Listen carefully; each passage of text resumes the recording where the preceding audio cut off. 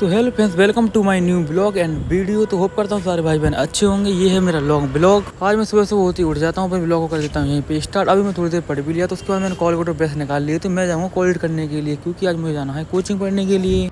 और finally brush करके तो मैं आ चुका था। अब मैं निकाल लिया था अपने पास एक नींबू। अब मैं ये नींबू काट के पानी में डालूंगा, क्योंकि सुबह सुबह होती मैं रोज़ पानी में डाल के नींबू को पीता हूँ। और फाइनली मैंने नींबू को अच्छी तरह से निचोड़ दिया था एक गिलास में। उसके बाद गिलास को जल्दी जल्दी पीने लगता हूँ। गिलास तो बहुत ही ज़्यादा टेस्टी लगता है, सुबह सुबह होती मतलब पीना चाहिए, अच्छा लगता है।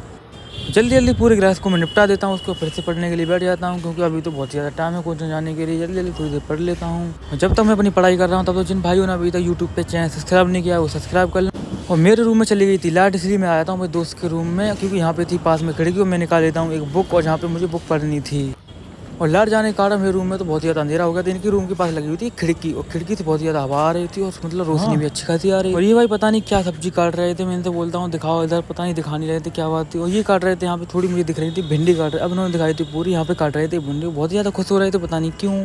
और जिस टाइम पे ये भी जाते हैं उस टाइम पे मैं भी जाता हूँ कोचिंग। और फाइनली थोड़ी देर पढ़ लेता हूँ। उसके बाद यहाँ पे बहुत ही ठंडी ठंडी हवा आ रही थी। मैं आ जाता हूँ अपने रूम में, और मैंने बनाए रख दिए थे चावल। तो चलिए आप लोगों को भी दिखाता हूँ। ये बन रहे थे वाइट वाले चावल, और मैं थोड़ी देर में बनाऊंगा अभी दाल। और फाइनली मैंने दाल भी मतलब कुकर में डाल के रख ली थी, ये रखी हुई है। मसाले मैंने सारे डाल दिए, इसमें दाल जा रहा हूँ धोने के लिए। और फाइनली दाल को धुल के रख देता हूँ। उसके बाद मैं चला जाता हूँ किचन के रूम में, और यहाँ पे आके देता हूँ सोम भाई पता नहीं क्या बना रहे थे। लॉन्ग ब्लॉग शूट कर रहा हूँ सोम भाई। खाना बनना है, अभी बनना है। ये आलू रखे हैं इधर, आलू दिखाओ। आलू रखे हैं इधर, रोटी बनी पहले ही, और मसाला सेट हो रहा है अभी।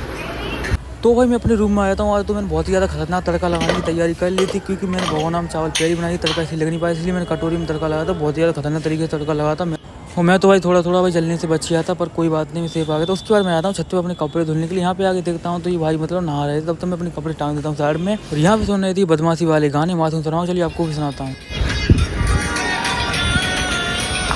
और फाइनली गाइस मैं तो नहा के आ जाता हूँ। उसके बाद मैं आ जाता हूँ किशन के पास। किशन भी नीचे नहा रहा था, और इसने गेट बंद कर लिए थे, शर्म लग रही थी इसे, क्योंकि ये था नंगू पंगू। और मैं इसका गेट खोल देता हूँ। ये मुझसे बोल देता है कोई बात नहीं, बना ले मेरी वीडियो, कोई दिक्कत नहीं है मुझे।